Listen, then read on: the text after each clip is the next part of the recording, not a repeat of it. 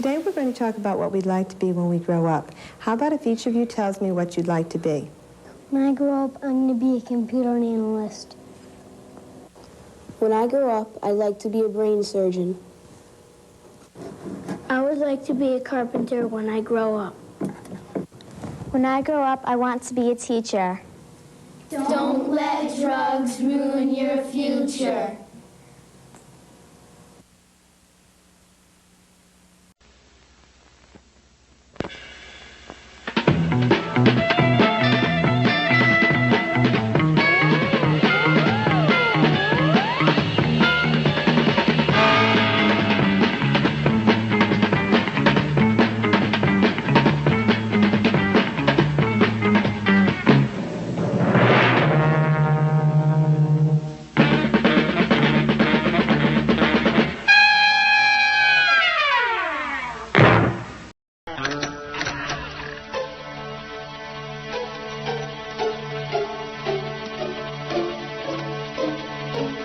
I don't like the looks of this.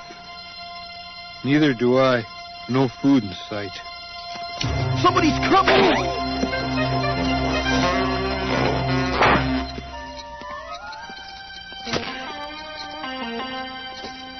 All right. There must be $20 in here, easy. I can't believe it. Corey's own brother? Wally never did this sort of thing to the beeve. Michael, it's me. Go away. I'm just looking for... Is that my piggy bank? I told you to stay out. It fell. I was just trying to fix it. Is he kidding? It fell from my dresser into your room. You took it. And what's in that box? None of your business. And keep your hands off. Oh, what's all this for? Either someone's conducting a major chemistry experiment, or this is a serious no-no. Toto, something tells me we're not in cartoon territory anymore. Oh, what's that funny smell? I hate to suggest this, but my guess would be marijuana, an unlawful substance used to experience artificial highs. You're acting really weird. So who asked you? If you wanted some money, you could have said something. Are you feeling okay? What's wrong with your eyes? Nothing. Leave me alone, will ya? Michael, you always tell me everything. What's wrong? Michael? Honey, where are you going? That kid's got a one-way ticket to Nowheresville. Simon suspects drugs. Oh, my. Oh, that's bad news. Michael needs our help. Then let's help him.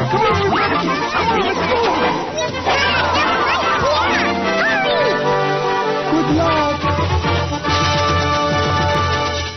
Where did you get the money for this stuff, Michael? What difference does it make? I got it, didn't I?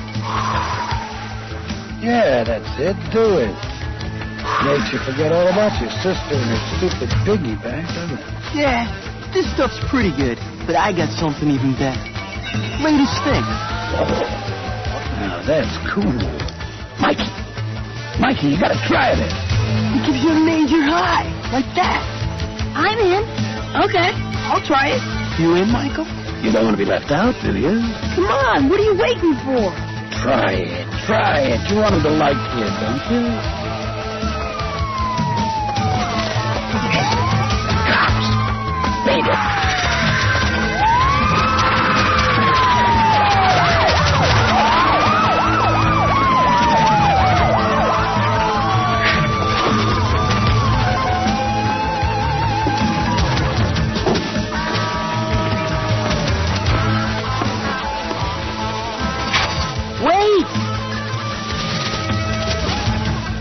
Sorry, pal. At times like this, you're on your own.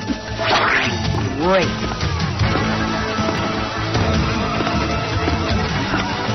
It was my first time. Honest. I'll never do it again.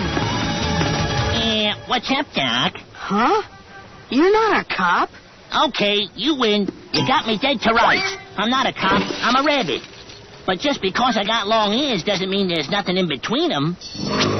you were running from a rabbit? He's a cartoon. Look who's talking. You know, kid, you don't look so good. What's this? A joint? So what's the big attraction? I mean, how did you get started anyway? I started because I wanted to. What do you care? Call it curiosity, Doc. But if you're giving me that old cause I wanted to routine, maybe you need a little memory refresher. A time machine? I borrowed it from some coyote.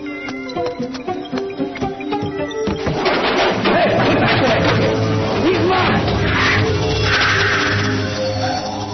Now, let's see here. Where's that instruction manual? That's funny. There's a couple of beers missing. Oh, honey, you probably drank them watching football last night. Who else would take them? Huh. Well, I'm going to start cleaning out the garage. Call me for lunch. Corey, is your brother all right? He's been acting so strange lately. You know, we love you both. And if there's something wrong, we'd like to help. I don't know, Mom. I don't think so. Thanks, hon. Excuse me, but why didn't you tell her? Who? You can talk? Of course I can. But you never talked before. Why, I believe you're right. But now I have something to ask, if you please. Why didn't you say you were worried about Michael, too? If I tell and he gets in trouble, he'll blame me. Perhaps. But what will happen to him if you don't tell?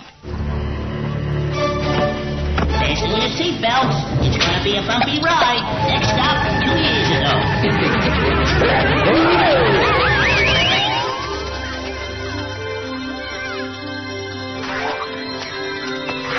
Hey, way to go! Nice catch! Hey, thanks! And where's the color? Listen, kid, this is the past. And the past is in black and white. Get it?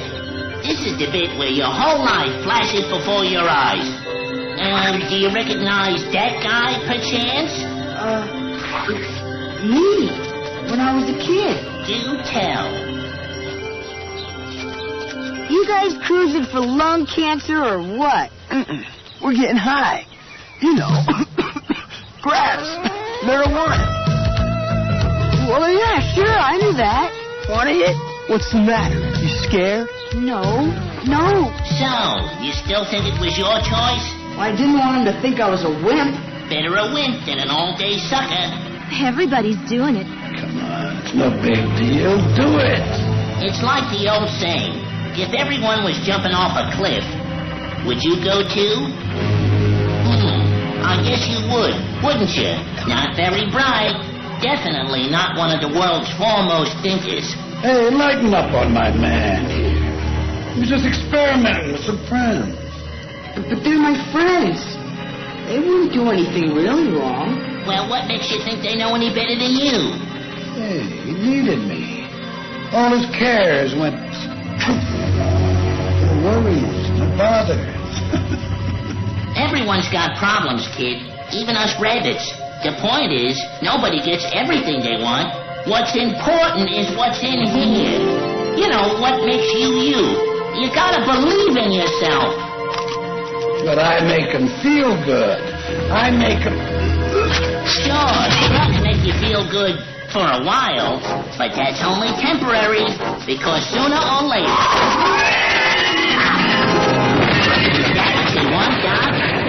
Really? Dad, can I talk to you? Sure, anytime, sugar. What's up? I'm worried about Michael.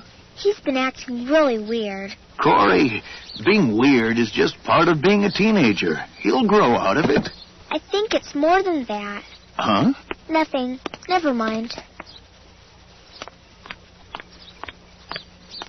You know, for $10, I could score us some crack. Oh, yeah, crack. Now we're talking. You've got money, Michael. But crack, that's serious stuff.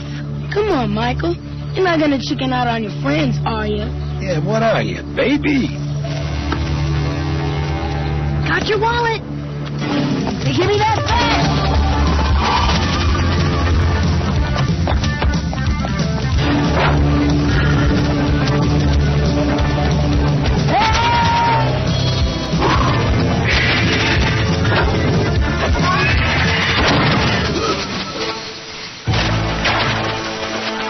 Cowabunga, dude. How did you ever get so totally cool? What am I doing down here? Like you fell through a radical hole, dude. You could have avoided it, but you weren't thinking. Come to think of it, that's a lot of your problem. What problem? Drugs, bud. Your brain must be, like, really messed up. Drugs don't do anything to your brain. They just make you feel good, right, Mikey? Right. Oh, dude, if you're taking his word for it, you're really in trouble. Better see for yourself. What are you talking about? This.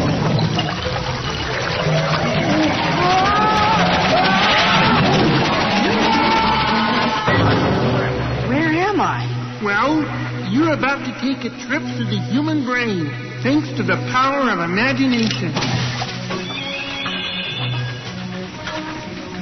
And after we go on this ride, Kermit's taking me to the tunnel of love.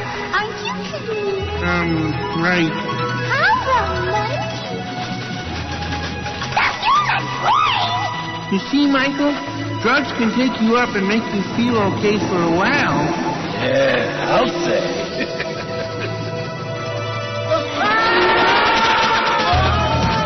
But hurry up! There's a down! And the bigger the up, the steeper the down! You're gonna owe me this for this one, Tom! You can use the thrill rides like this real fast! But pretty soon, they're not even a thrill anymore!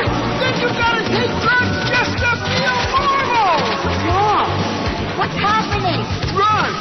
This is what they do to your brain, Michael! Actually, this is just one artist's conception. Users and losers and losers and users. I don't use drugs. Don't use drugs. Come on. If you know a user even part of the time, tell them to quit. Take a bite out of crime. Users are losers and losers are users. I don't use drugs. Don't use drugs. Now, teach it to everybody and help take a bite out of crime. You are watching Sleepcore, media for sleep.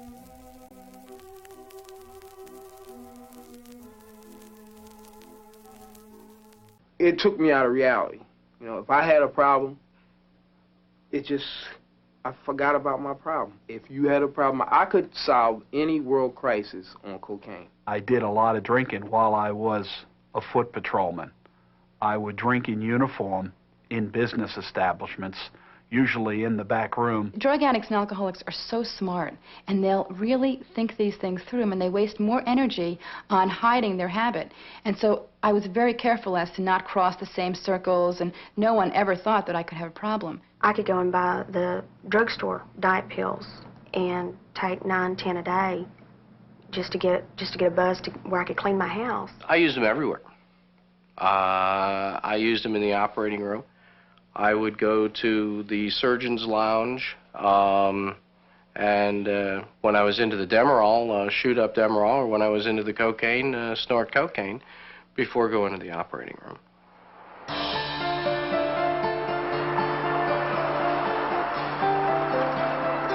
Americans take drugs, alcohol, pot, coke, uppers, downers.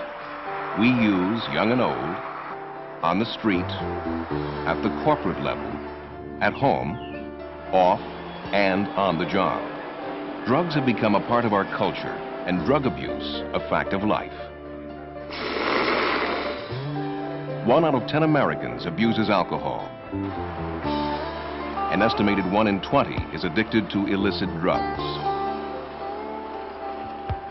Many more misuse prescriptions or use a variety of drugs. Consider the families, friends, those who work with the drug user, and the figures of those affected are even higher. I did not want to be a mother. I wanted to do my dope and have my friends and do my drinking. And I couldn't do that with a baby. Like my aunt who loves me, it was like, this is one lady that I would never hurt. Took her TV and took her gas money.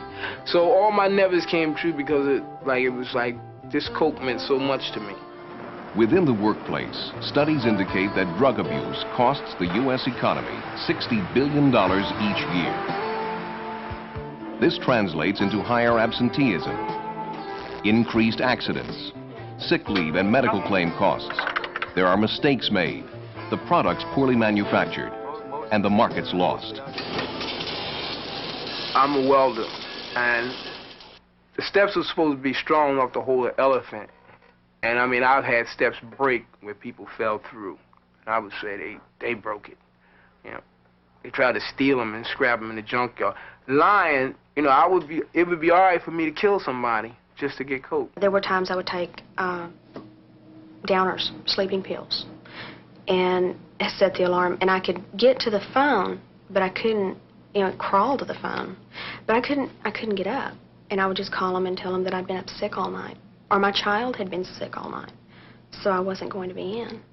We found out that effective people use the health delivery system 13.5 times more than those who do not have a problem or not affected.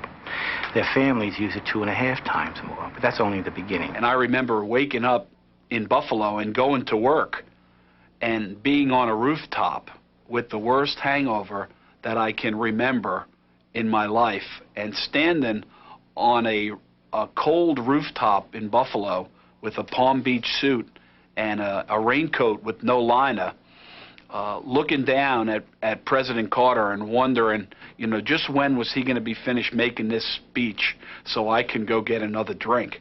In a way, it's a very dangerous drug for a surgeon because it reinforces his God complex. When you're in that operating room, you better be God because you have to be able to handle anything that comes along. With a snoot full of cocaine, there was no argument. You were God. With cocaine, if you take the drug acutely, you have increased energy, you feel more confident, you feel that you can do things you normally couldn't. I had a film to produce, and I was on the set all the time, and I thought, this drug makes me much more creative. This drug makes me feel good, makes me smart, makes me speak well. I think I'll do it more. And I did, and so and within 6 weeks, I was addicted to cocaine, and I knew it. I was freebasing. I thought I couldn't think about anything but cocaine. Initially, when you start using the drug, you feel this is something you can control. As you keep taking it, and that's what I meant by insidious, as you keep taking it, at some point, you find that you cannot control the use anymore, that the drug is controlling you. Drugs at work. The costs are varied. The consequences can be devastating. It was a usual day of trying to get Cerise off. She was just so excited about getting back to school and being there for her first round of exams and seeing all of her classmates again. But on January 4th, 1987, Amtrak's Colonial 94 collided with a Conrail locomotive that was on the same track. 16 people killed. 175 injured. $17 million lost in damages. The Conrail engineer had been impaired due to marijuana use. The engineer of the Conrail train that caused the tragedy had a dozen convictions, several suspensions, and he had been arrested for drunk driving only about 3 weeks before the crash. He had not responded to a work call 51 times in the year before the crash. For myself, I thought drug abuse was limited to the people who were abusing drugs. I felt sorry for them, that they felt that their lives were such that they had to try to escape from them in some way. But I thought if anything happened, it was going to be limited to them. What I did not realize was the enormous extent of somebody else's drug abuse having an impact on society. Her enthusiasm for life was infectious. What makes her death seem even worse is that it was entirely needless. Other people's disrespect for their own safety as well as other people's safety killed her, which is absolutely senseless. Drug abuse, pervasive, costly, deadly. How do we start to address drug abuse at work? It begins by educating everybody in the workplace. The major stumbling blocks are people who operate on misinformation, stereotypes, or prejudice. People who look at drug abusers as criminals and people who should be not treated but instead thrown out of the job. We have seen a great deal of improvement in this area, and we hope that the trend will continue, that more and more employers will recognize that people with drug problems are ill and in need of services. If anyone told me in March of 1976 that I was an alcoholic, I would have told them they were crazy, because I could drink with the best of them. My tolerance was great. When I was into the Demerol, I carried loaded Demerol syringes in my socks. I would leave the house with 6 preloaded syringes every morning, 3 on each side. And it never occurred to me that that was somehow a little bit abnormal. I kept doing my job. I mean, for me, and I think for many people who have had problems, that is the thing that they try to keep intact for as long as possible. It's their one way. If they can get to work in the morning, if they can do their job, then they don't have a problem. Over the course of the next year and a half, I had probably at least a dozen more overdoses. And these were usually when I was alone. And I'd come to with my face on the floor, my tongue kind of chewed up. And about all I'd learn from those episodes was, gotta be careful at dose.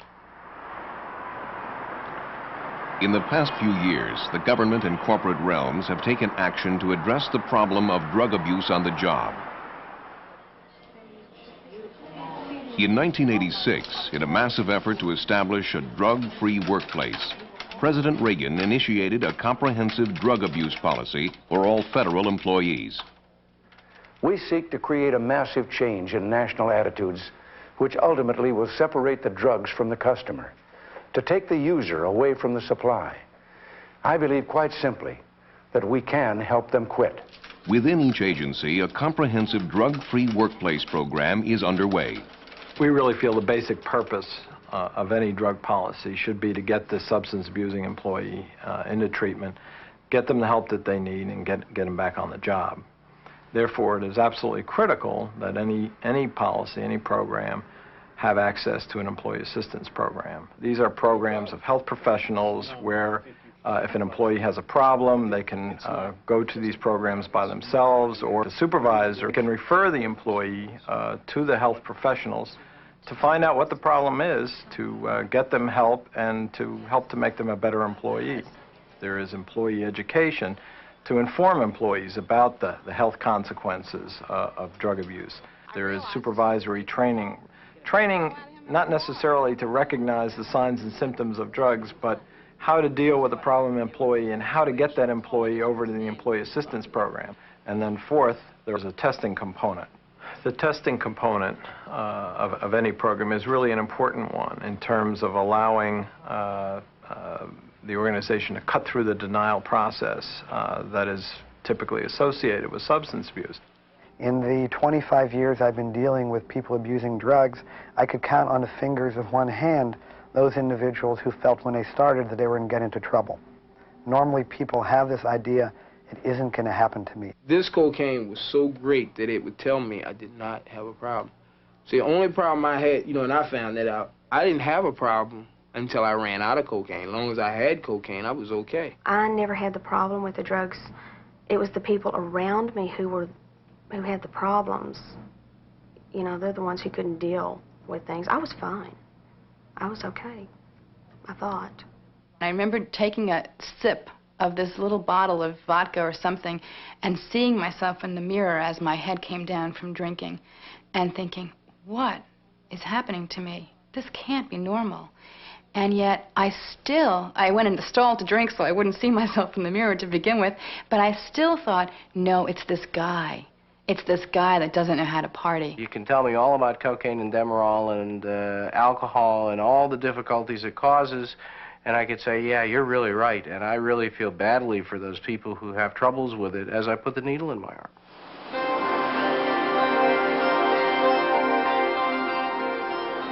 For one federal agency, the Department of Transportation, safety is of critical concern. Under the 1986 presidential initiative, DOT was the first executive agency to implement random testing as part of a comprehensive drug program for civilian employees. This testing applies to those in safety or security-sensitive positions. People like air traffic controllers, rail safety inspectors, anyone whose performance on duty could directly impact the safety of the traveling public or of his or her fellow employee is in the random pool.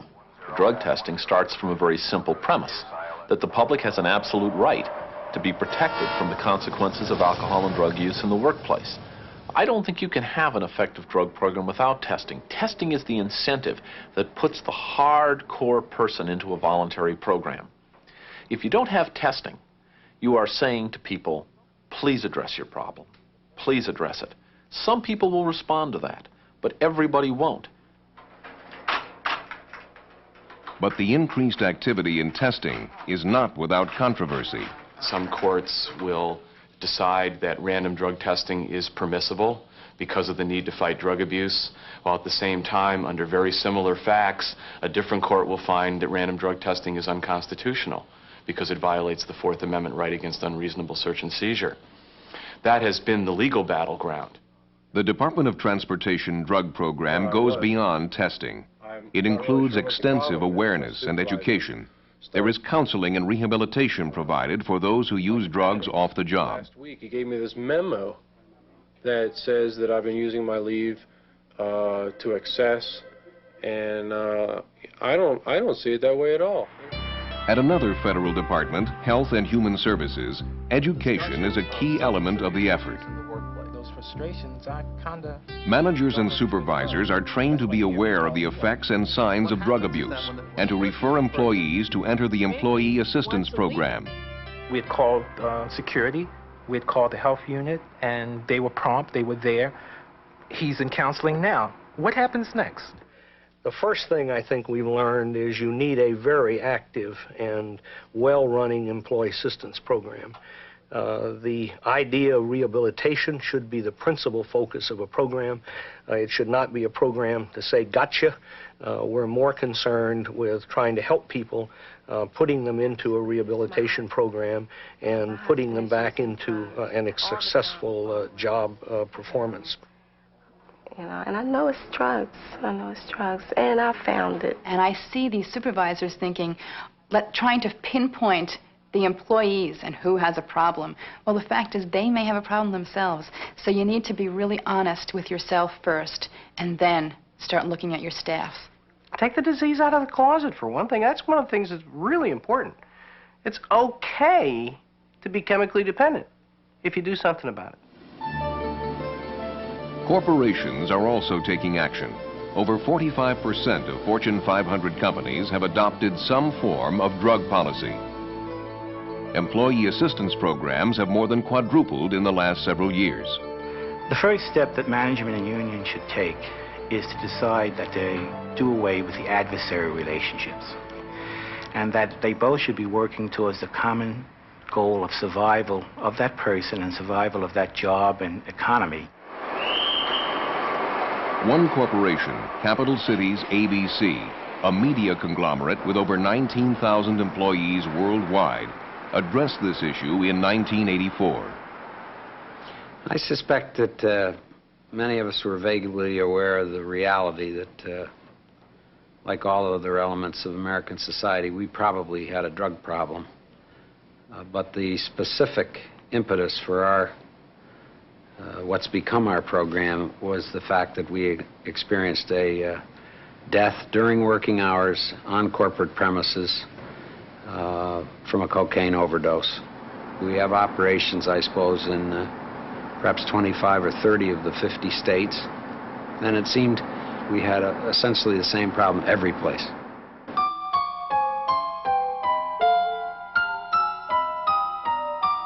Aware of the need and committed to the effort, Capital Cities launched an extensive drug awareness campaign which reached employees nationwide.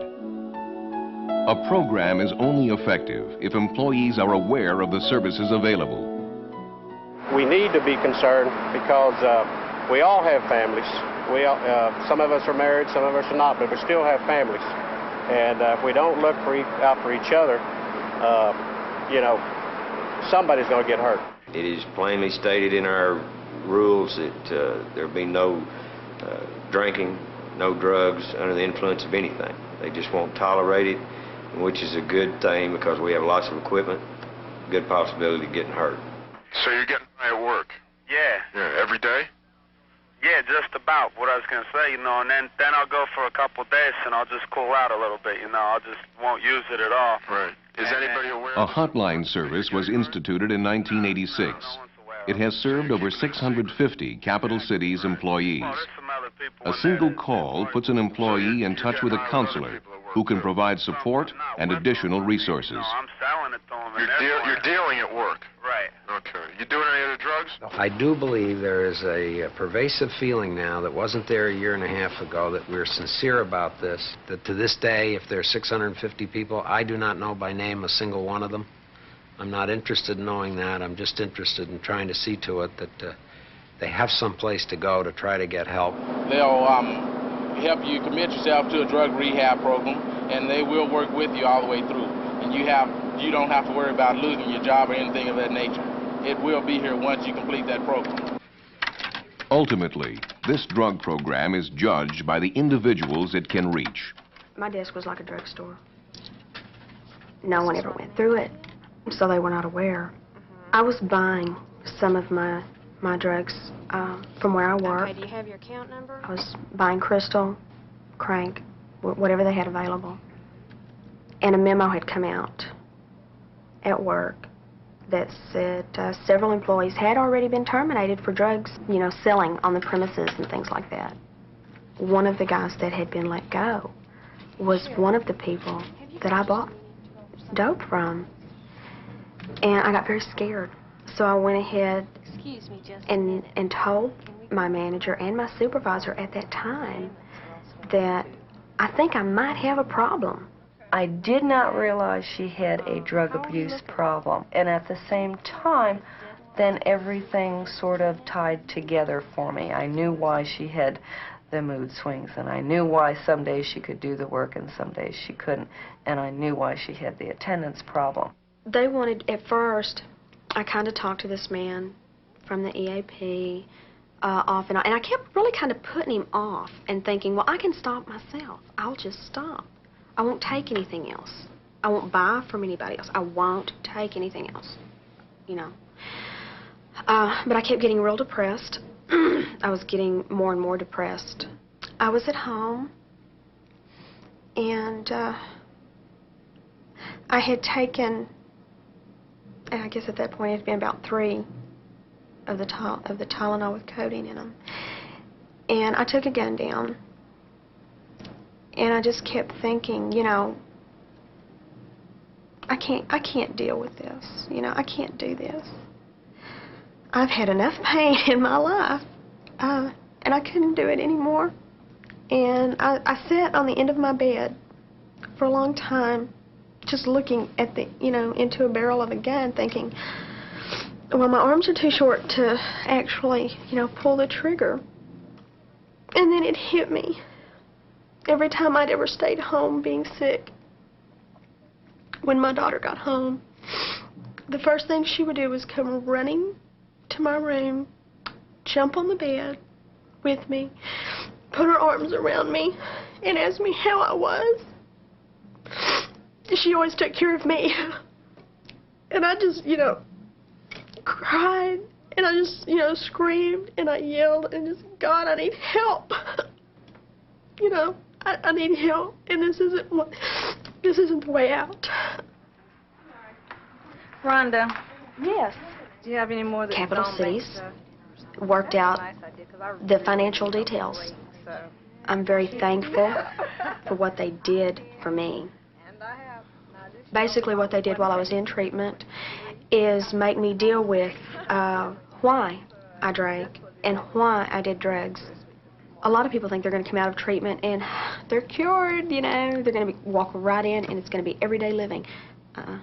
It takes a lot of getting used to again. It's a whole new thing. Drugs at work, a reality we can no longer ignore. There are costs and productivity, dollars and lives. But there are solutions. It begins with awareness and education. In order to change an attitude, we need to begin with education. I don't think we can change an attitude otherwise. It takes working together, getting informed. This is a devastating, painful process for the employee themselves, and they need to get the support that they need in order to get well. It means developing programs which ensure help for those in need, productivity at work, and safety for the public. The road is long, the issues complex, but the rewards incomparable. They've given me a chance to live. And I think of those little stickers, no thanks, I'm driving, you know, about the drinking thing. And mine's always, no thanks, I'm living. I love it. I love everything.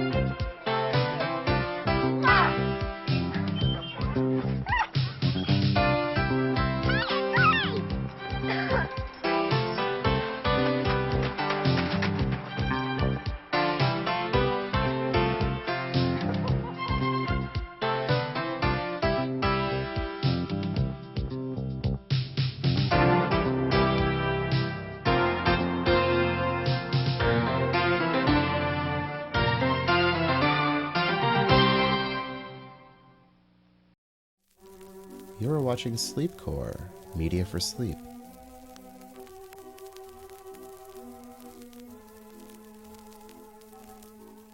I get angry just thinking about it makes me mad. Little kids doing drugs, it turns my stomach. That stuff hurts. It stops you from living up to your potential. It holds you back. It hurts the user.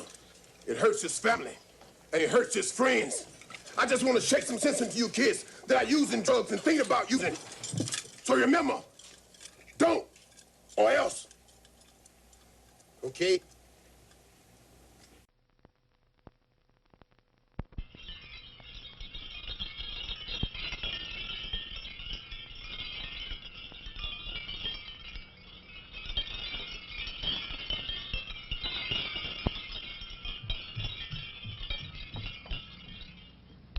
I'm James Fadiman. On this program and on the 6 which follow, we will be exploring the world of drugs, the complex issues raised by drugs in our society, and particularly the rising concern with drug use among children in elementary and junior high schools.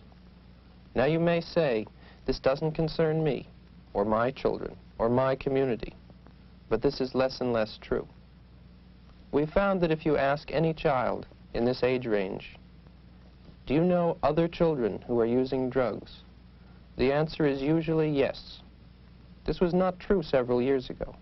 The change has been sudden, swift, and dramatic.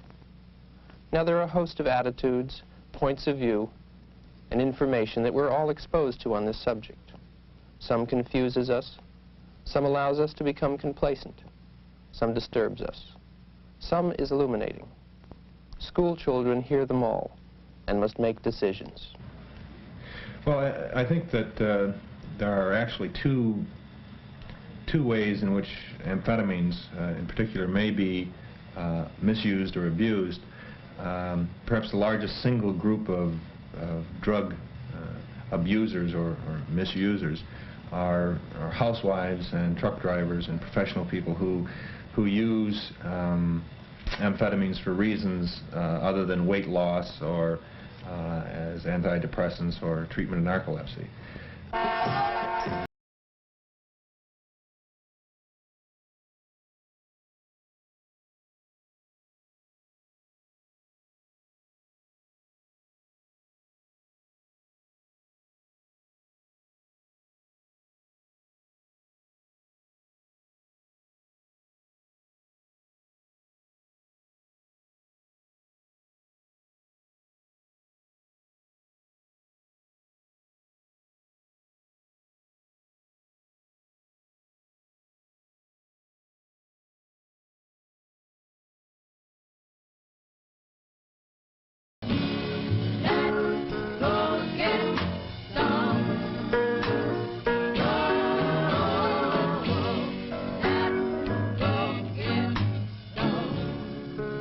Now, wait a minute. You know my baby, she won't let me in. I've got to feel this.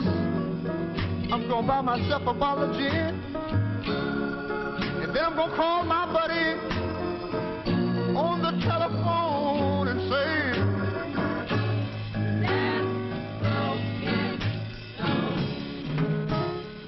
and kids aren't stupid. They really know where to get drugs, and I feel it's easier to get acid or speed or something than it is to buy bubble gum in a store, because you have to wait in line.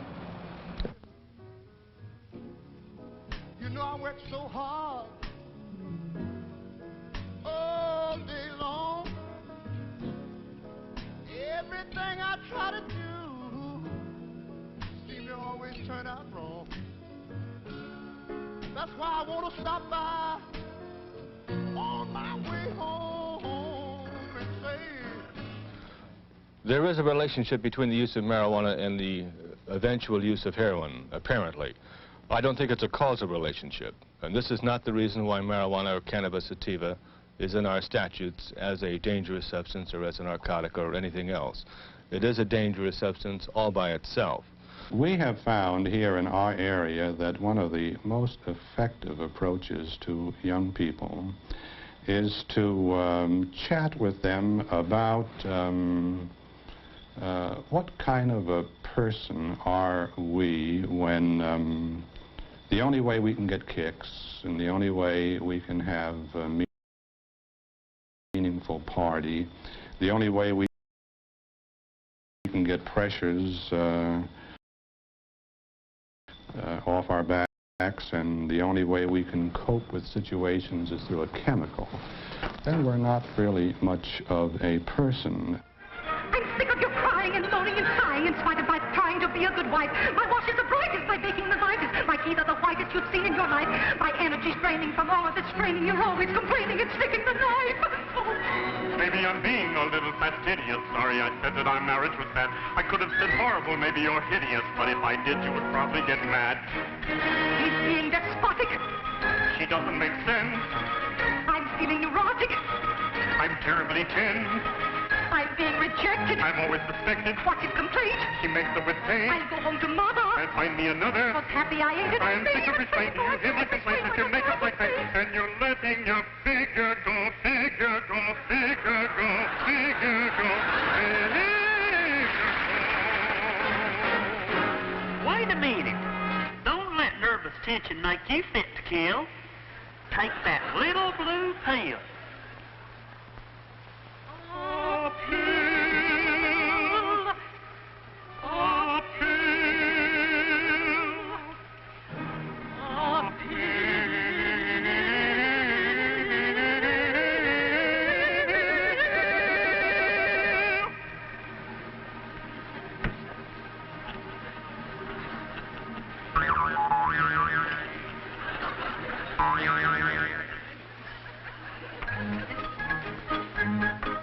My headache is clearing, my nerves disappearing, my tension is easing, I find you more pleasing. I'm losing my tension, my fists are unclenching, I'm able to live with them no longer ill. I'm feeling so happy, so merry and snappy, I feel so excited, completely delighted, we're living in bliss. Now forgive me a kiss, now our marriage will say, but that little fulfill. Two after dinner, you'll be a winner. Call up my mother, you'll need another. 3 when you get up, 6 when you're fed up. 4 when you're lazy, 12 when you're crazy. Crazy, crazy, get up, get up, take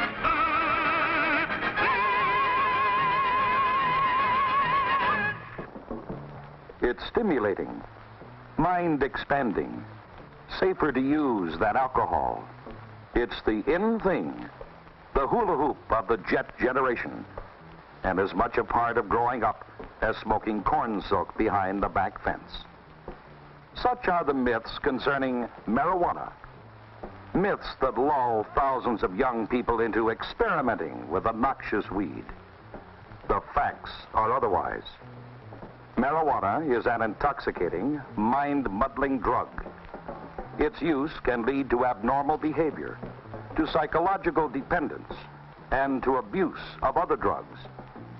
The human brain, after all, is made for thinking, not fumigating. It's hardly a tinker toy for experimenting with drugs. This has been a public service message of the American Medical Association and your local station. I think a joint's a little bit more strong than a martini because, well, some people a martini can really throw them flying, but a joint usually always takes you high, gets you high, and a martini, you just feel a little bit better. You don't really get to the point where you can't drive a car or anything. A lot of doctors, they recommend like a glass of wine or a small drink when you come home to relax you, but marijuana does a little more than just relax you, I think. One joint wouldn't do all that much unless it was pretty powerful, but I think if you just wanted to relax a little bit, that's why a lot of people smoke. Just to relax themselves a little bit. I don't say if you're disgusted, go home and get stoned, That's not the idea.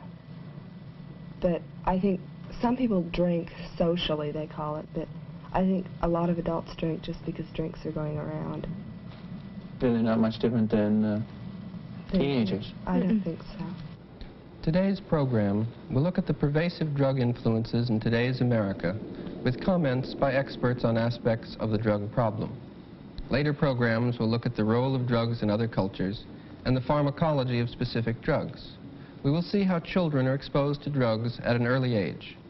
We will observe a series of dialogues between teachers, children, and consultants. Two communities' responses to the issues will be presented.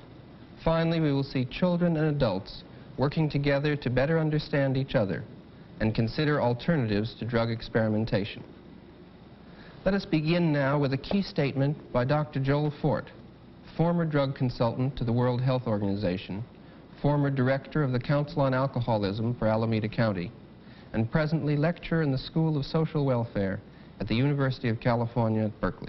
First of all, we live in a drug-ridden or drug-saturated society where people are taught from infancy to use a wide variety of mind-altering drugs.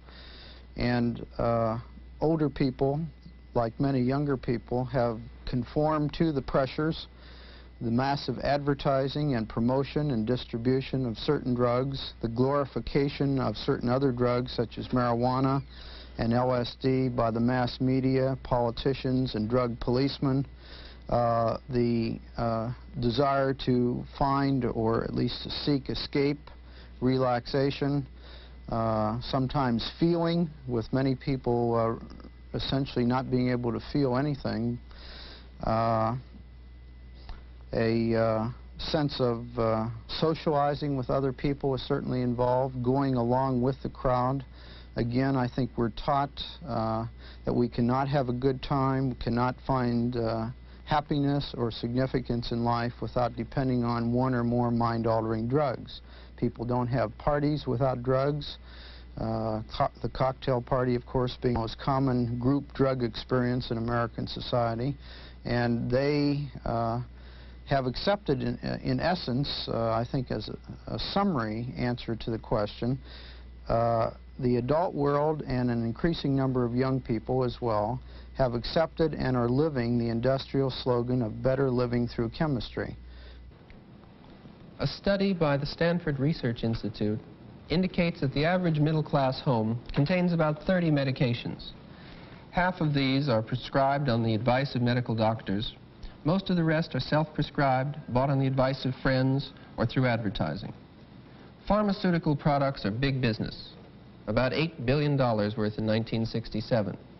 It is an industry that grows on vigorous research and new product development. 7 out of 10 prescriptions written today are for drugs that were unknown 15 years ago. Advertising is essential to the drug manufacturer.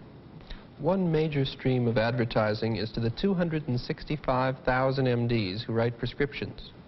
Here is the accumulation of 1 week's mail to a psychiatrist, a gynecologist, and a pediatrician. MDs receive an average of 8,000 pieces of advertising, samples, and brochures a year.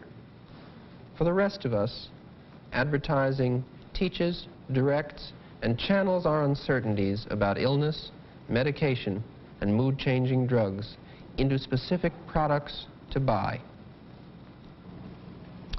In the first version of this program, several television commercials were seen. One for a national brand of wine, one for a headache remedy, and one for a tablet good for headache, stomach upset, colds, etc. All of the companies involved later withdrew their permissions. In point of fact, all but one of the numerous companies we contacted were unwilling to have their commercials viewed in the context of this program. Many told us that they felt it was inappropriate to have their product seen as part of a drug-using culture.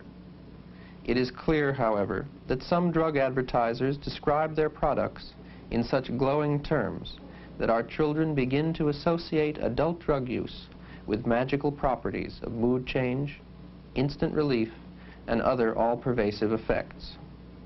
The corporations who were unwilling to air their television commercials were companies selling beer, wine, coffee, aspirin-related products, cold pills, and medications for children. For the next few days, notice these products and notice how they are advertised. Consider what attitudes your children are learning. Somebody help me! Somebody help me! What's happening to me? Are you okay? Huh? Now I'm seeing ducks? Oh, man. I gotta get off of these drugs. Drugs? Oh, bad news, Michael. Why don't you just say no? Well, maybe it's because I don't want to. Maybe it's because you don't know how. Let's show him how to say no. Well, you look like three fine lads. You know, I might have something here you'd like to try. Something to make you feel real good. Is there yet why that wonderful way to say no? No, sir. No, sir. Better learn to do and take you wherever you go. No, thanks, no, sir. If your compass lets you time, here's a practical reply. Go ahead, let's slide. Step right in his eye and say no. Those ducks are so boring. I'm green for football. Tell me that was fun. But the bottom line's for sure was something wrong. Now you could say beat it, get lost, get out of my face with that stuff. But that could be Texas. You may prefer cool. Like this. I'll get you guys later, okay? I've got too much homework. It's rough. I'm late for my baseball game and I'll miss my ride. My kid sister needs me. A hamster does. Hurry home. There's no time to kill. So I'll catch you later. Like that guy will. Guess I'm allergic. And good excuses stop me never after all. That's my complexion. When you pound things, let's get wrecked. Go on, push, eject, protect yourself. Be the first one on your block to say.